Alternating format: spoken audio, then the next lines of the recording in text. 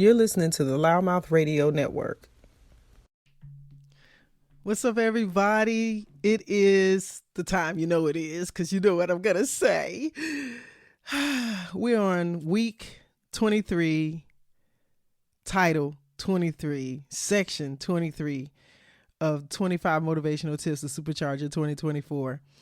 And once again, I got to tell you, I have just been so fortunate to be able to look at this and reflect on the fact that in December of last year, I wrote out these 25 things, not knowing what would unfold as each week came, but literally the alignment of things has just been absolutely amazing. And today's segment is not going to waver at all. It's going to align right on time, at least for me. And for those of you who will hear this, I hope that there's something of an area that you can connect to. And I'm going to go right into this whole talking point about depend on you to rise to the occasion for you, not anybody else. I'm going to repeat that. Depend on you to rise to the occasion for you. And that is such an important statement. And I will get into the nitty gritty of this thing, but I just want you to identify clearly what I'm saying. It's always wonderful when other people show up or support you or stand with you or pray with you or whatever. But the one person you can always depend on is you. There's always going to be other things that can happen and unfold, and some things may be avoidable. Sometimes people are just in their own space and time, and they may not align with what you're doing. But trust me, if you believe enough in what you're doing and understand what the vision is, just stay the course of the vision. And then those wonderful things do happen. The synchronicities, the people that are supposed to align with you will. And that's what makes it awesome. And it just makes it become something of a reflective moment of truth. And so, guys, you know what time it is. It's Monday, and it's time for Sonny's Monday Motivation. Let's go. Welcome to Loudmouth Radio Network. My name is Sonny. As a former professional athlete turned entrepreneur realtor and the producer of Loudmouth Radio Network, I look forward to bringing content to you that empowers, inspires, and entertains you. Tune in each week as we have unscripted and unfiltered talks from entrepreneurship, real estate, politics, entertainment, comedy, LGBTQ topics, day-to-day life, and everything in between. All shows available on demand 24/7 on your favorite podcast platforms.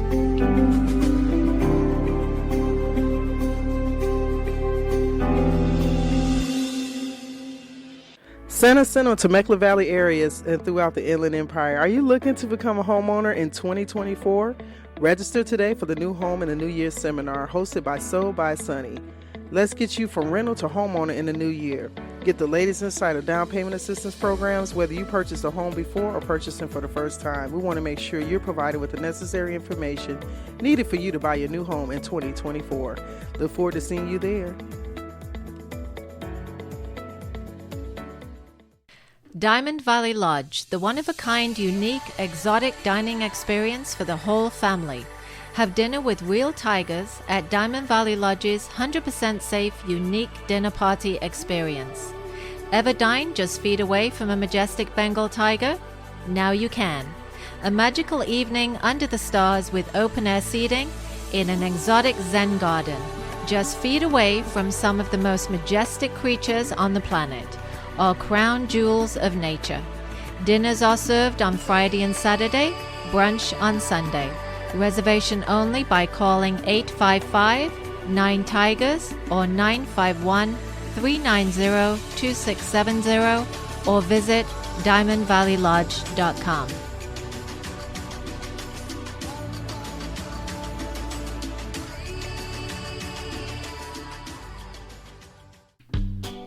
Hi, I'm Hector Calvillo of J&H Automotive, located at 611 West Florida Avenue in Hemet, California. We are a full-service automotive repair shop where you can always expect to receive the highest quality repairs, fairest pricing, best customer service in the industry. My brother George and I grew up watching our dad work on classic cars as a backyard mechanic. His hard work ethic and dedication led us to opening up J&H Automotive in 2009. We started out with a 500 square foot repair shop, and we have consistently grown over the past 15 years to our new 10,000 square foot repair facility in the heart of Hemet, We're open Monday through Friday, 8 to 5. Call 951-766-5999 to set an appointment for all your automotive service needs.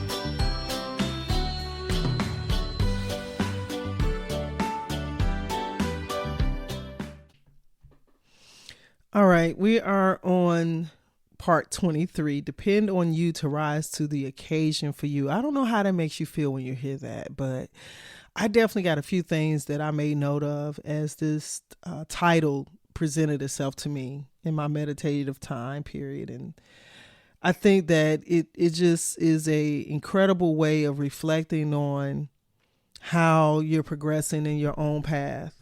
And you get to a point where certain things or certain people may not stay the course, and you have to still buckle down. This is the time where you buckle down hard and you do not allow the left or the right to distract you. You just keep the blinders on and keep looking forward.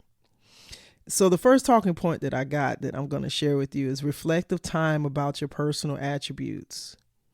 And what I mean by that is that I think sometimes we have to take the time to look at what we're capable of willingly, not what you would like to think, what you know to believe, what you are working towards, but where you are right now currently.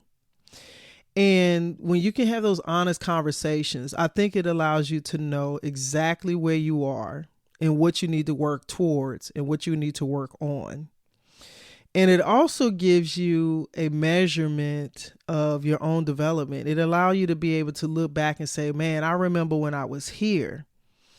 And over the last 6 months, over the last year, over the last couple of years, I've seen this development of myself in such a way that I can tell that I am really adamantly working to, just create more essence of myself, or to advance certain skill sets, or to shape certain parts of me that maybe was a little rough before. Sometimes the maturity of our experiences will then progress into wisdom, and that wisdom starts showing up in things that could be the way you approach things, the way you think, the way you talk, the way you handle yourself, the way you carry yourself in certain crowds. Maybe even certain skill sets have started to develop and show themselves up in the things that you're doing in your workload. Maybe in your personal relationships, you're starting to see that what used to get to you some way doesn't reflectively have that same center of control of you now. So all these things are so important because you have to be able to see your own development. You have to be able to know that you're making leaps and bounds somewhere as it pertains to your life. And it's important that you recognize, not always being told what others see or think, because there's so many parts of you that others haven't seen or haven't experienced that you even haven't experienced yet. So you also have to know that you are accountable to understanding who you are as a whole, right? And still give room for yourself and growth. Number 2, examine and acknowledge a few areas where you may be a little weaker. Right. And what you want to do is work to eradicate any of those areas that are not strong enough. Right.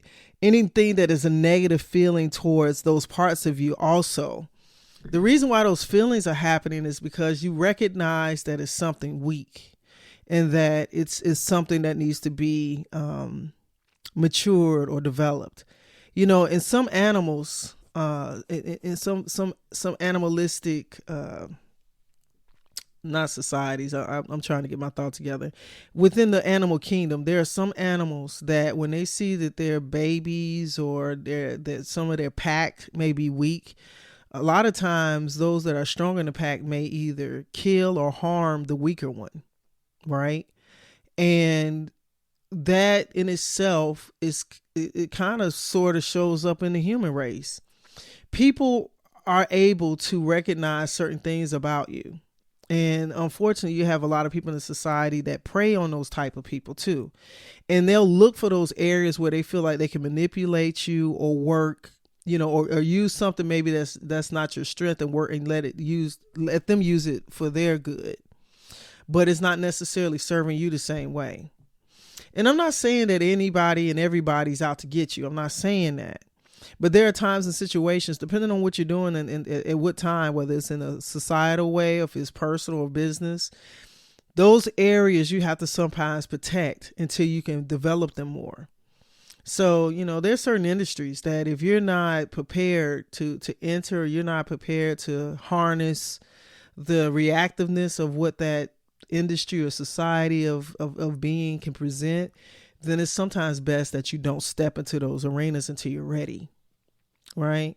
For me, I think about, my transitional state right now. I'm making a turn aggressively back towards the entertainment side of this platform.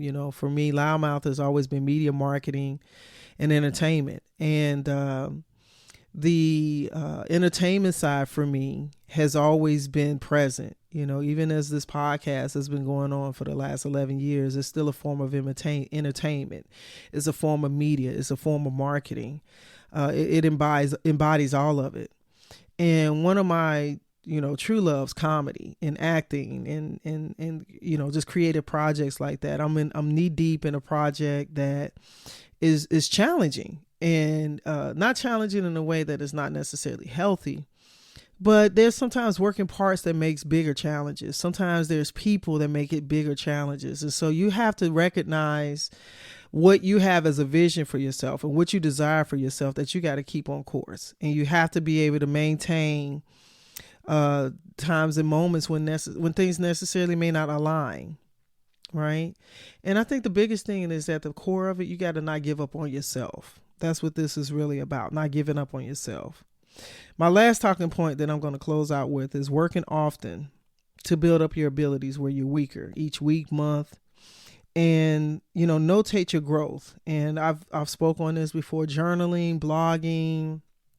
I remember at one point, I wasn't necessarily carrying my journal around, or I usually have a notebook that's taking a lot of my thoughts in. But sometimes I just got really, really accustomed to using my phone because I have it in my pocket, or I have it on me majority of the time. I like to be able to record my steps. So I either have the phone on me in my hand or it's in my pocket. But one of the bigger things that I do is go into my notes and I write a lot. And then when there were times I might want to write a draft, a letter, or journalize, I would go and send myself an email. And I would just type and write out whatever it is I needed to say and then send it to myself.